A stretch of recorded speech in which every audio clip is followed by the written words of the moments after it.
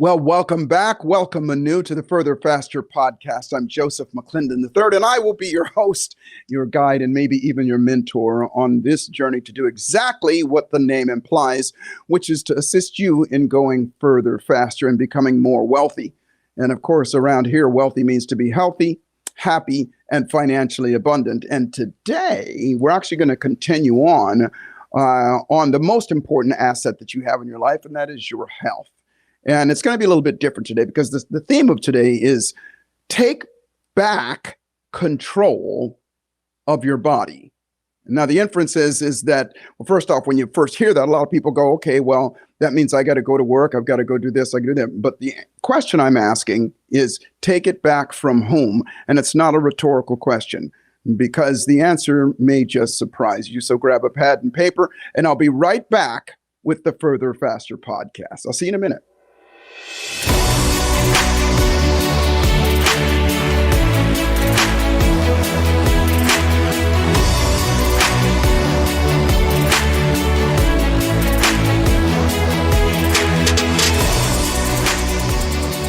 Well, welcome back. Welcome back. So when I left you off, I said, who are we taking control back from? Well, let me pre-frame this whole thing by saying this may sound a little bit conspiratorial, but it's not meant to be. And my outcome for this is to get you to do, as a matter of fact, that's going to be your homework, because around here, we always want you to do something so that you can get the result of whatever we're going to be talking about. And so what I'm going to encourage you to do is to do your own research. Don't just rely on me. Allow me to be maybe a second, third, or fourth opinion on something. And you may have your other beliefs, and that's okay as well. And what I encourage you to do your own homework, and then also have an open mind about what I'm about to talk to you about, because like I said before, it may just surprise you of what's really going on out there. So having said that, and again, stepping back from, and hopefully not sounding like a conspiracy theorist, I'm going to share with you some things that my research over the I've been doing this for 36 plus years now, teaching health and wellness. And I've done a lot of research on this. And one of the greatest things is that I have had access to a lot of information, a lot of people that others may not. And that, obviously you can do your research on YouTube and things like that. But I've had the privilege of being around this for a while and speaking to many, many experts on the fact. As well as part of the reason I'm spending a lot of time and have on the last few podcasts about our health is because I'm coming up on, well, as a matter of fact, just in less than a month and a half, my 70th birthday. And at the risk of sounding arrogant, I consistently get asked, what am I doing to stay and look so youthful and to be so youthful? And I don't mean youthful just in my looks. I mean youthful in my health, my energy, my vitality, and being able to become and maintain disease-free. I haven't had a cold or a flu or any disease. Or let me take that back. I have. As a matter of fact, I had COVID. And I'm sure I've had the flu. I'm sure I've had colds and things like that, but I'm not affected by them. I'm asymptomatic. And if this sounds arrogant, it's not meant to be. I'm just using myself as an example of what is possible.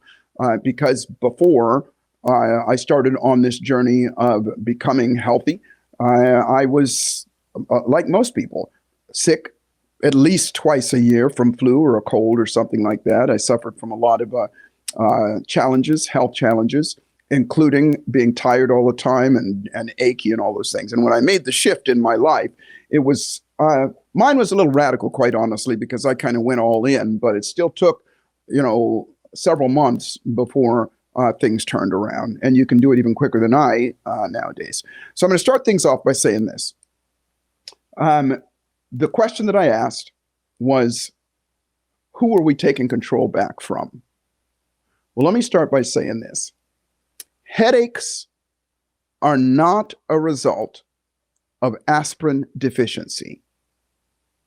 And heartburn is not a result of antacid deficiency. And what does that mean? Nowadays, and by the way, statistically, more than half, I'm using United States statistics in this one here, more than half the people in the United States suffer from headaches, and a great deal of those migraine headaches. And more than half the people suffer from some sort of digestive issues, and the biggest one being heartburn. As a matter of fact, these are evidenced by the amount of painkillers, pain pills, headache pills that are sold over the counter, and the amount of antacids that are sold over the counter. You would think that this is a human condition. But like I said, and by the way, I didn't make that saying up. I heard it many, many years ago that headaches are not a result of aspirin deficiency, meaning that there's got to be a root. There's got to be a cause in all of those things. And those causes are often overlooked. And we go straight for the result or the relief from those things. But the truth of the matter is there's things that are going on, let's say behind the scenes, underneath the scenes, that we are unaware of. And I have several years ago, a very good friend, Paul Pilzer. He was one who really kind of got me on the tipped me to really looking below the surface of what's really going on. And I'm going to run something by you. I'm going to give you two scenarios, and I want you to have an open mind about this. And I actually talked about this a little bit on another podcast, but here you go. If I gave you a banana and you never had a banana before, you would eat that banana and you'd probably go, this is pretty good. This is tasty. It's sweet, and it really tastes good. But you would probably not ask for another one. You'd be satisfied with one banana.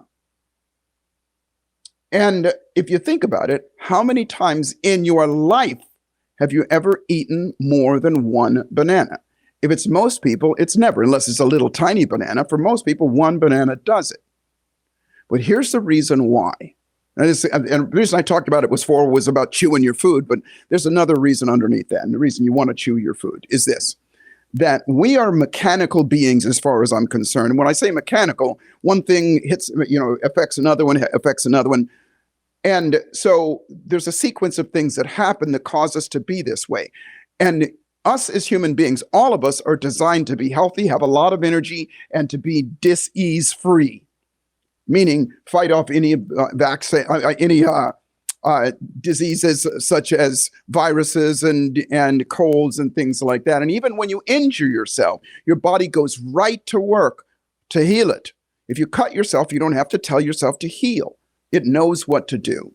It will go right to it. And immediately, by the way, it'll start coagulating the blood. It'll send everything to that area to start fixing it right away. And that also is the same with every other disease. If a virus gets in your body, you've got an immune system that is designed to go there and fix it. If anything else gets in your body, it's the same thing. And the body's reaction, like I said, is immediate. So the reason I say mechanical is this. When you bite into a banana, your mouth automatically, and actually before you bite into the banana, it starts getting ready. You start to salivate. Now, what is saliva? Saliva is an acid, and it's designed to do what? Break things down. It is the body's natural solvent, if you will. But more than just break it down, that's why you want to chew your food. So the more saliva that you produce, what happens is when it breaks it down, it doesn't just break it down to get it ready to swallow. Your tongue is a direct link to your brain. So when you take a bite of something and the saliva breaks down that bolus, that food that's in your mouth, it sends signals immediately to your brain about the content of that food. Said differently, the amount of nutrients that are in that food. And the brain says, okay, because there are this level or this amount or this type of nutrients that are in that food, we only need to eat this much. Now, the thing about a banana and a couple of other things, coconuts and things like that, you could literally live on bananas alone because they contain, out of the 114 different nutrients that your body needs, they contain about 90% of those nutrients. And you could live on that. So the brain goes, well, listen, this banana contains all the nutrients we need, so we only need to eat one banana.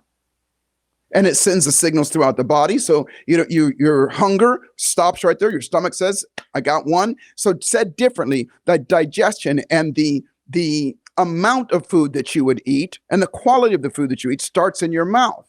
Now, the reason I share that with you is this. Watch this. If I give you a potato chip or let's just say some French fries in a bag. You know who I'm talking about. You'll eat those things until they're gone, and you'll literally lick your finger and suck up the salt on the bottom of the bag. And you'll want more when you're done. Now, the reason that is, here comes the what might sound conspiratorial, is that the same thing happens in your mouth when you take a bite of French fries, except for what's contained in those French fries are chemicals that are designed to shut off that mechanism. Let me repeat myself. What's contained in those French fries are chemicals that are designed to shut off that mechanism. Said differently, when the mechanism is shut off, it says, wait a minute, there's no nutrition coming in here, so we need more. Eat more. There's chemicals in there that are designed to make you hungrier and crave more of those chemicals. Not the food, the chemicals. And just so you know, it's not just the oil they fry it in. There's other chemicals that are added to it as well. Now, you can go online and you can look up things like I don't know what to type into YouTube, but look up where they take some French fries from a said different company and they some French fries and the burgers and things like that, and they put them in a beaker separately, and then they take natural foods of the same thing, natural potatoes without those chemicals, without those preservatives and everything, in the burger and the fries, and they put them in another beaker container, and they watch them. And over just a few days, the natural stuff starts to mold and rot and all of those things and stink and all of those things. And within 30 days, it's just disgusting inside there. But the ones that I'm talking about, the other ones that have the preservatives and have all the chemicals in it, they don't budge. As a matter of fact, there's an experiment. I think these French fries are like 10 years old. And yeah, they're shriveled up a little bit, but they don't really change color that much. The burger, the same thing. Now, why am I telling you all of that stuff? Because let's just say the powers that be have got a vested interest in keeping you eating more of that food, obviously, because it is a financial. From a financial standpoint, they make more money because what do they call it?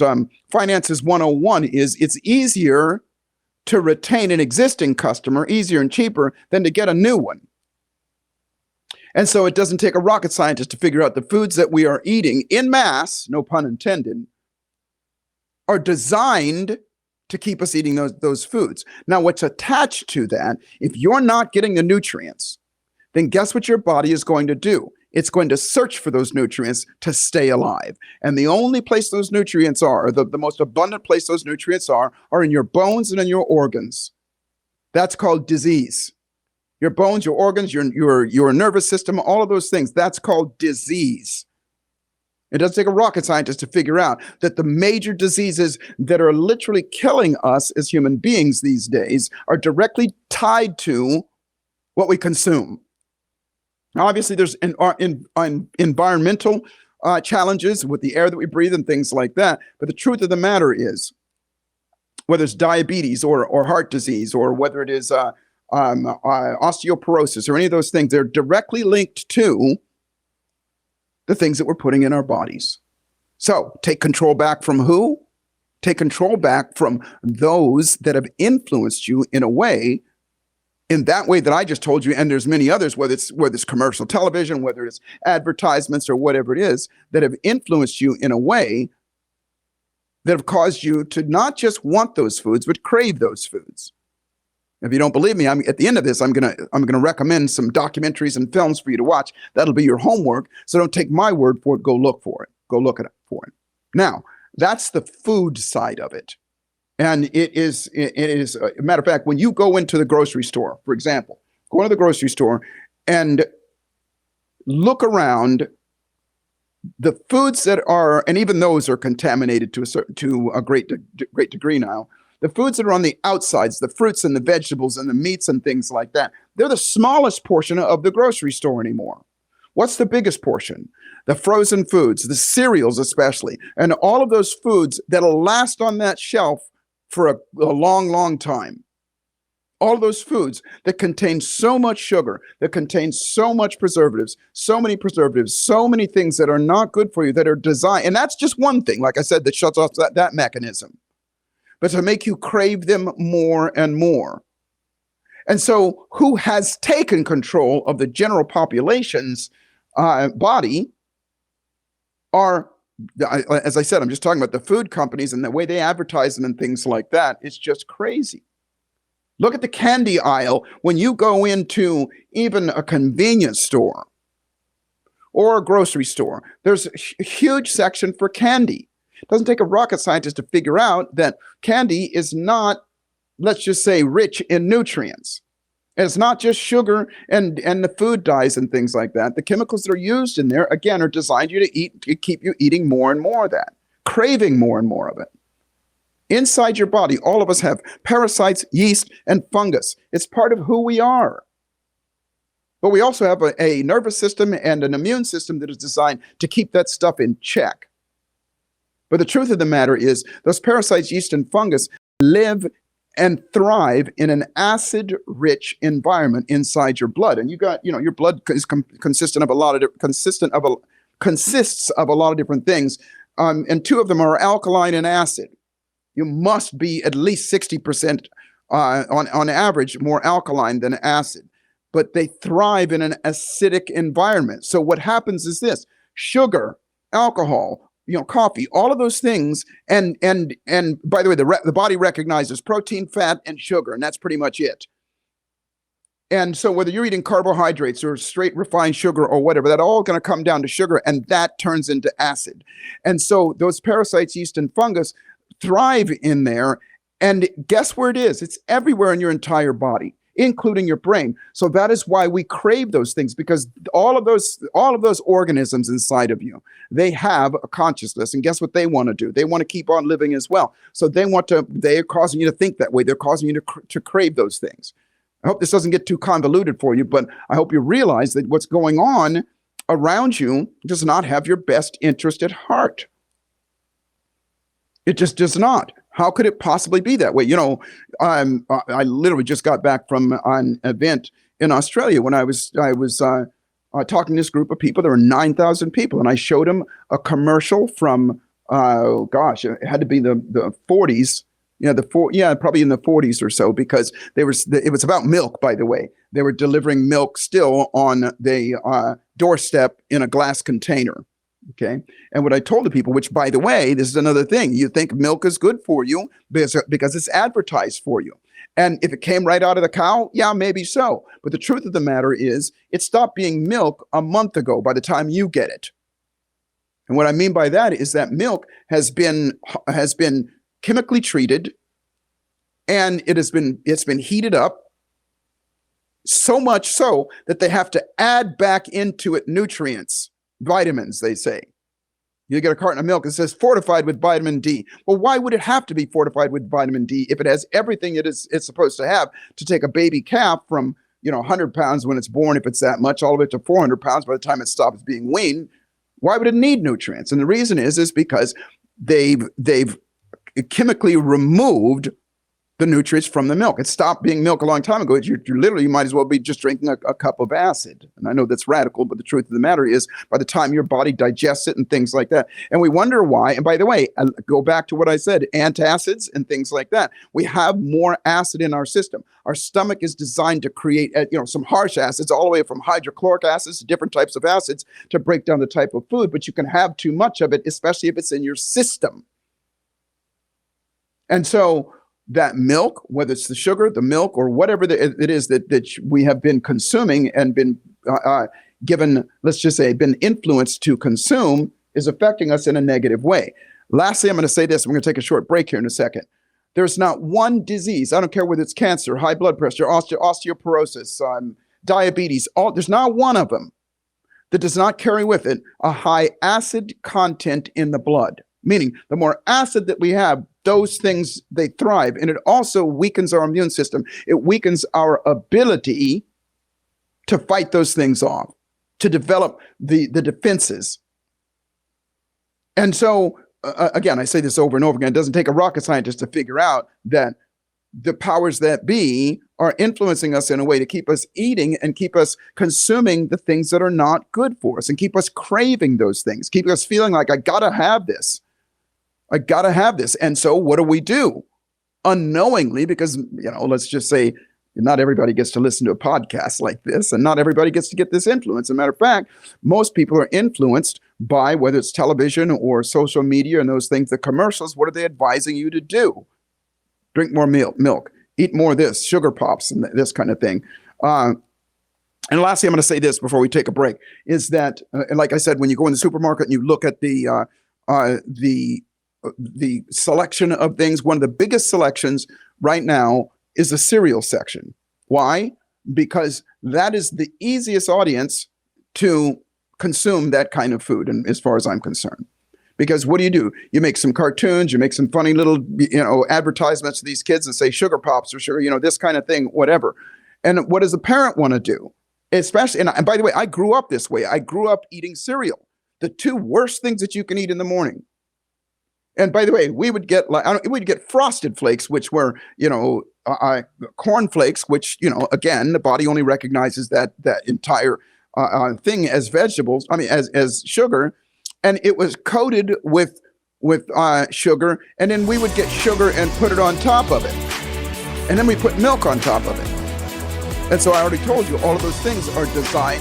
They're not designed, but what they do is they keep us in a place that we're unhealthy. And we wonder why we have all these diseases and all these challenges. So obviously I'm on my high horse. I'm on my soapbox yakking. So we're going to take a short break and I'm going to be right back. And I'm going to tell you the other side of it that's being influenced you. And then I'm going to give you some solutions on what to do. And I'll be right back.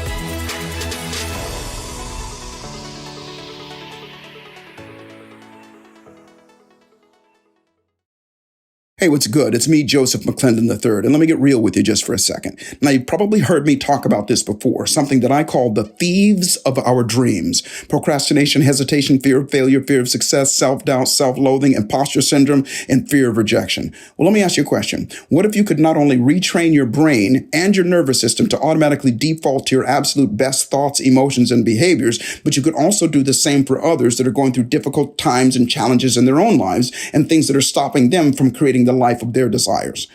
Well, this is what I call neuroencoding. And at the risk of sounding arrogant, these are the same tools, methods, and strategies in neuroscience that I've used to operate in the upper 5% of all of my own businesses, especially as a coach, a speaker, and a presenter for the last 30 plus years. The Neuroencoding Institute provides you with the knowledge, the tools, and unmatched support to become a certified neuroencoding specialist and guide you to the life of wealthiness. And remember, wealthy means to be healthy, happy, and financially abundant. Go to neuroencoding.com to speak to an enrollment specialist today, and I look forward to serving you at the highest level. You're enjoying this episode on Angel Phoenix Productions Podcast Network. To explore a complete lineup of quality programs and media production services, head on over to angelphoenix.com or like our Facebook page at facebook.com/Angel Phoenix Productions.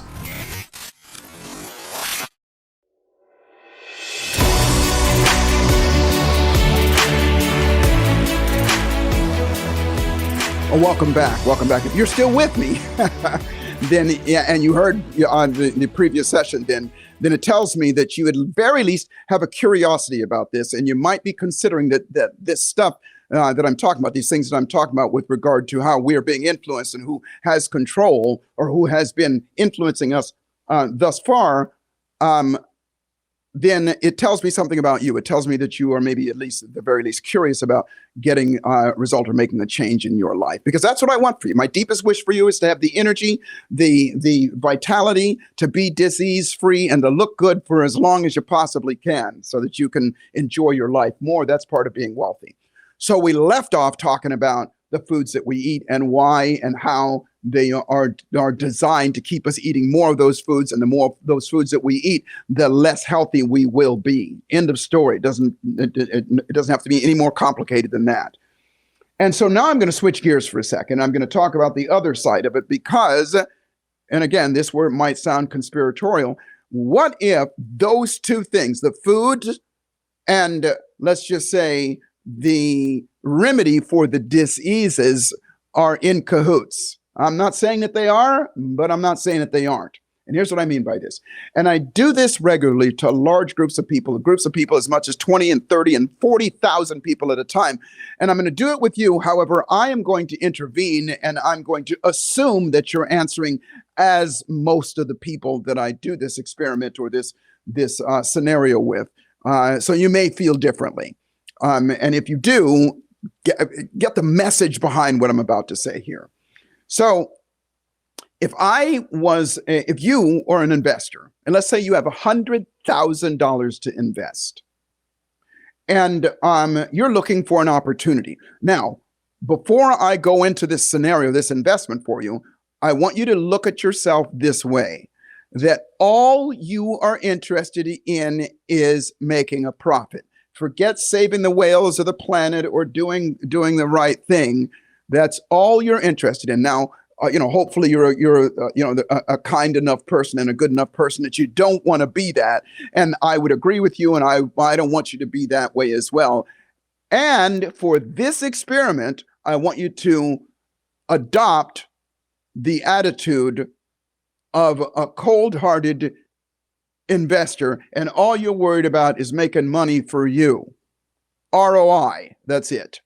So consider that. Keep that in mind, because I'm going to come back then. You're not interested in anything else. Screw everybody and everything else. It's just about making money.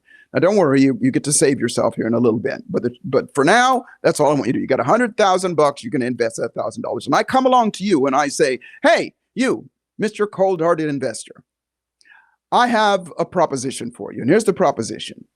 My chemists have come up with a pill.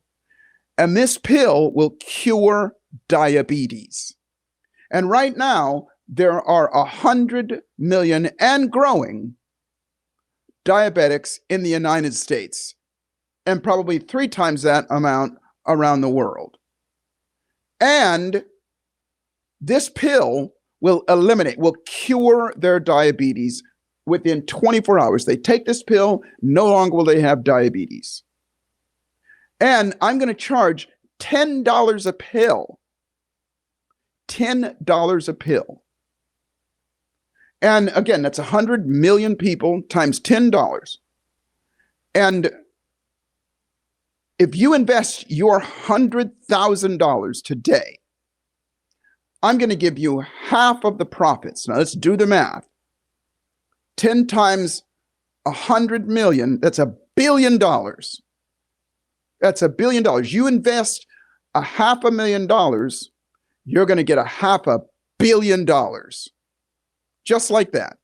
No questions asked, tax-free, you get to roll with it. Now here's the question, and let me remind you, all you're interested in is making a profit. Would you make that investment? Now, again, because I can't see you right now, I'm going to tell you what happens to an audience. Most of the time, first off, 99% of the audience says, yeah, I'll make that investment. But there's also always a few people that go, well, wait a minute. What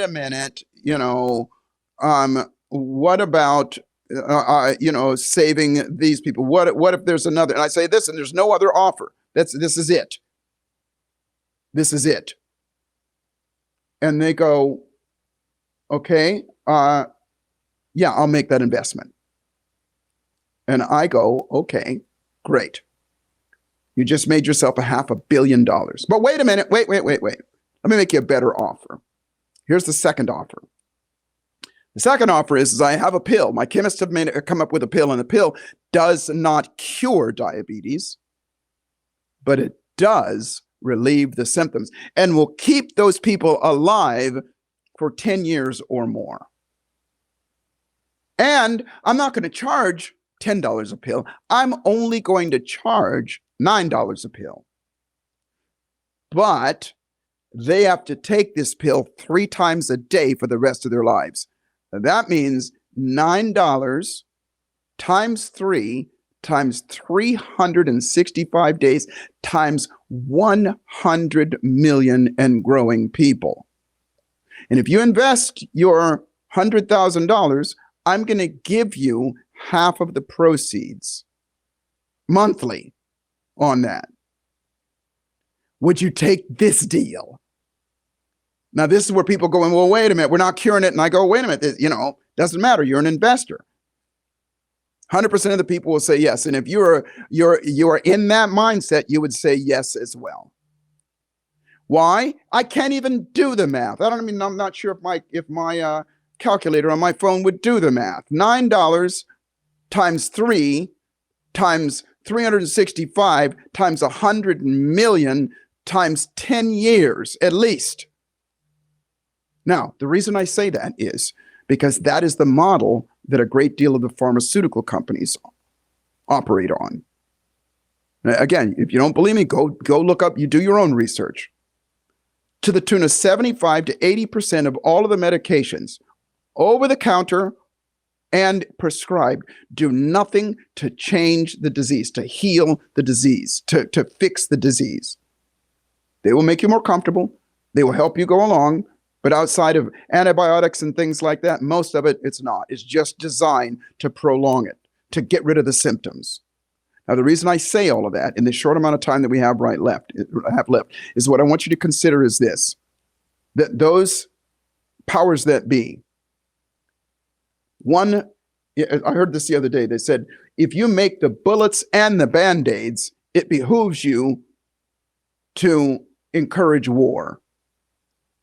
And so keeping that model and considering that, consider this, that there is a different way to approach life. And that different way is to, first off, be aware. Awareness is always the first step. Take a look at what's really going on. Don't take my word for it. I'm going to give you some movies that I want you to watch. One of them is called That Sugar Movie. And by the way, there are tons of movies out there now. I think it started off with Cy Sperling was his name. Started the movie. It's called Super Size Me. If you've not seen it, go see it. You do your research. Go on YouTube and go down that rabbit hole. It's a better rabbit hole than to go, TikTok dancing and things like that. Go down that rabbit hole. So That Sugar Movie, Forks Over Knives. There's dozens of movies to go watch them. Spend the time and look at that. And the solution is get your food from a clean source, number one, and find a way to mitigate those things that are not good for you. Fruits and vegetables are good for you. That's it. If you're going to eat meat, eat it from a clean source. I didn't even get, I did on a previous podcast, we talked about it. Get it from a clean source. And what'll happen is your body will right itself. Remember what I said earlier. If you cut yourself, you do not have to tell yourself to heal. It knows what to do. So when you start eliminating those things from your life and start adding into your life the things that are good for you, your body is going to crave those things. And your immune system and your white blood cells, those are the ones that are going to take over. And you get to live a vibrant, healthy, happier life. Nobody on their deathbed, that's suffering from some sort of disease says, I wish I had more money right now. That money's the most important thing. They want their health. And I'm here to tell you, again, I don't use myself as some shining example of the way that things should be. I do use myself as an example of what is possible. Because if I can do it, then you can do it. And I've had the privilege of teaching now millions and millions of people to take another avenue. And I encourage you to do that as well. My deepest wish for you is that you, at the very least, take away from this that there is something else going on. So when I say take back control, take control away from the media, from advertisement, from the food that is being presented to you. There are other options. There are lots of other options. So having said that, I hope this is helpful and useful to you. And remember this, life is always what you dare to make it. And fortune, whatever you consider, fortune, wealth, favors the bold. So boldly step up and dare to make your life magnificent. I'm Joseph McClendon III. This is Further Faster, and I look forward to seeing you at the top.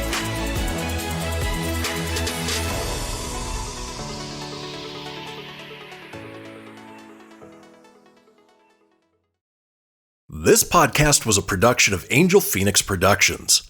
Explore more episodes of this show or other great shows on the Angel Phoenix Podcast Network by visiting angelphoenix.com. The views expressed in this show do not necessarily represent those of Angel Phoenix Productions or its advertisers and may contain language that's unsuitable for younger listeners.